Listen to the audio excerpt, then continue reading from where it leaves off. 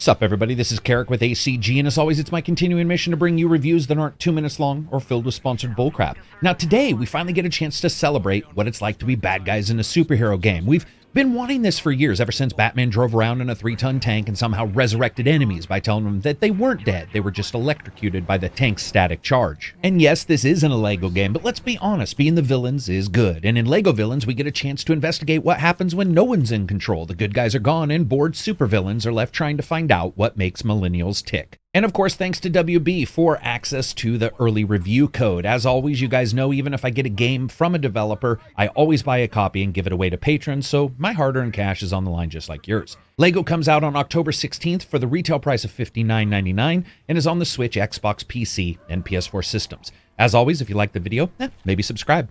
So here's my review for LEGO Villains. Shazam might actually be cool, you got your Hogwarts in my superhero game, and finally, the Joker sounds right. Graphics are up first.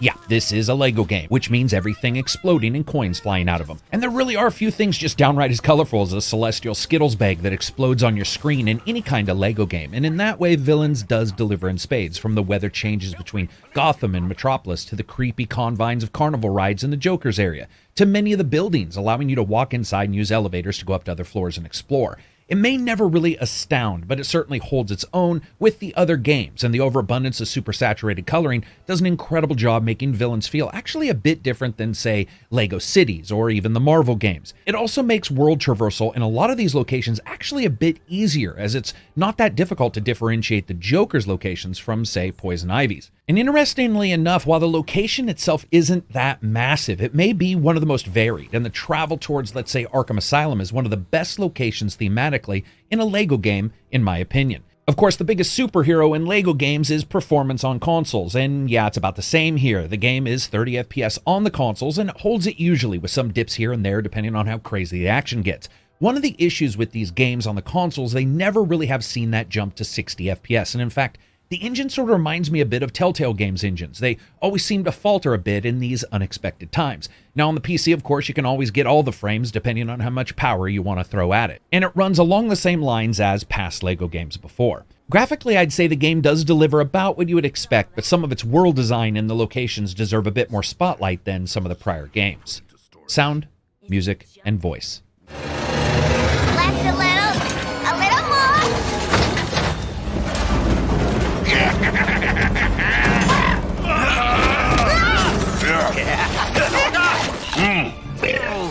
Enough nonsense! Nice suit, Lex! If the crime syndicate can find us, we must strike now. Take that, you overgrown... I think like lightning and boom! That should have been my line. Let's do sound first. This is good. It's the same kind of overall presentation all the LEGO games have had, but some of the set pieces, like Marvel before it, are massive, and this really does allow for a nice wide channel for the effects and different bombastic overabundance of special effects to be used. That being said, I noticed a couple glitches. One or two of the larger weapons, like the hammer, didn't actually make a very audible hit sound at all compared to some others. It was hard to define what the issue itself was, but it's almost like it was layered a bit less impactful than the rest of the equipment. When it comes to environmental sounds, this also continues the tradition of LEGO City and others with a nice assortment of effects. Now, that's not going to fool you into thinking it's GTA 6 now with more fat bodies, but at the very least, it's going to offer a more dynamic feel to the game world, and that's something that should be noted. Overall, I'd say it's pretty good sound. It's about on par with the prior titles. And of course, that brings us to music. I've always been impressed with the LEGO games. If you think about it, many times it'd be games like this where the music was simply phoned in, where there wouldn't be a desire to take a pride in a side property, especially a LEGO game, and really nail it. But they continue to do this, and to me, Villains has the best soundtrack of any LEGO game by a large margin. There's just some excellence pretty much everywhere. Vocals and horns, woodwinds, strings of all kinds, in an almost militant marching kind of track that does a fantastic job eliciting this feeling of enormity, as well as just a hint of villainy in the characters that you play. And the next time you're hearing incredible main character themes as new enemies and heroes enter into the story. Even the ambient music as you fly around the cityscapes is actually done very, very well. Overall, I really like the music here.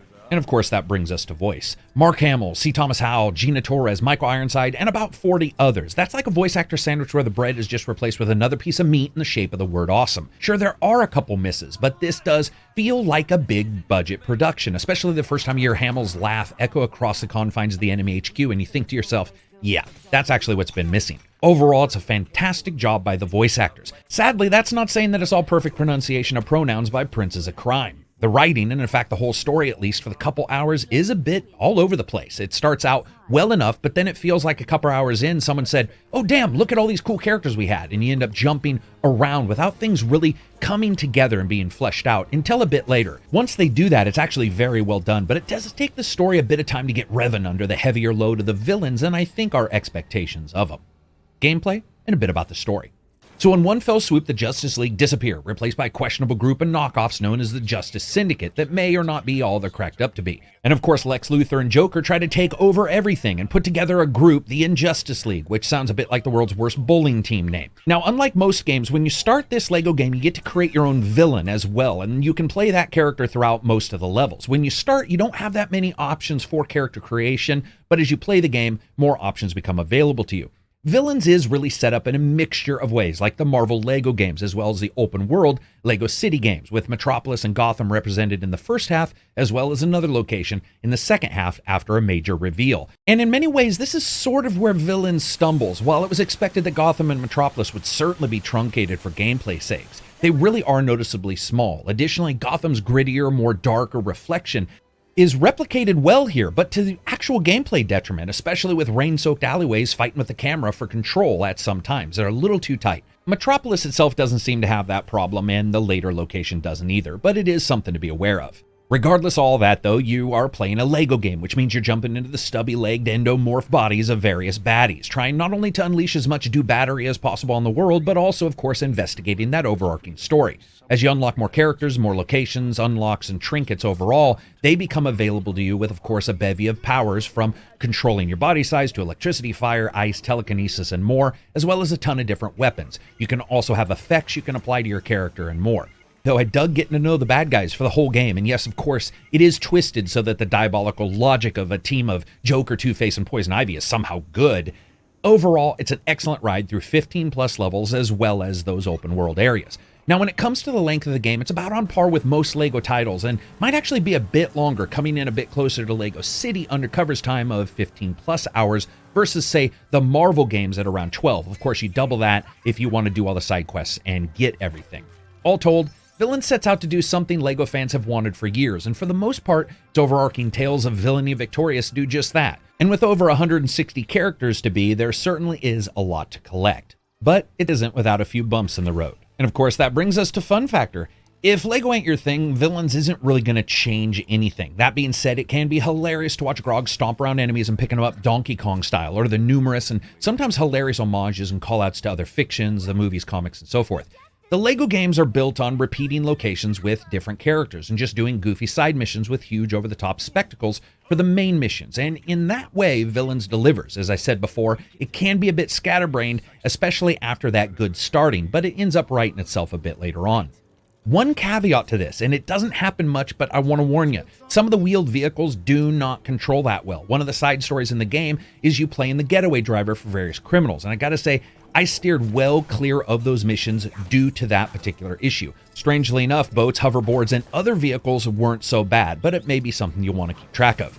Lastly, I did get 2 bugs on the same fight against Green Lantern. One time the character just froze, stuck inside the game world like his user was unconnected to the Matrix. The next he started floating up and down in the level, arms stretched out like the return of Jesus was going to happen at the wrong end of a green Gatling gun. Those bugs aside, I have to say I absolutely enjoyed my time with LEGO Villains. So as you guys know, I rate games on a buy, wait for sale, rent, or never touch it again rating scale, with rent being replaced by deep sale if it's a PC title. This is definitely a buy if you're a LEGO fan. If you aren't, nothing in here is really going to change your mind. It's a Villains game, which is very cool, but in the end, it is still a LEGO game, which means they don't really have that ability to flex that fiction too much and really have things go homicidal on you. Overall, though, it is a blast. There's a ton of different locations. It's a long game. There's certainly more than enough to keep people interested, and if you're a fan of collectibles like this, there's going to be a lot in the game proper. So anyway, that's it for me. I hope you guys liked the video. If you did, give it a thumbs up. If you didn't, give it a thumbs down. Maybe check out Reddit or Twitter. And lastly, you can become a patron on the Patreon website, which always helps me give you guys reviews that aren't 2 minutes long or filled with sponsored bullcrap. Peace out and enjoy the rest of your week.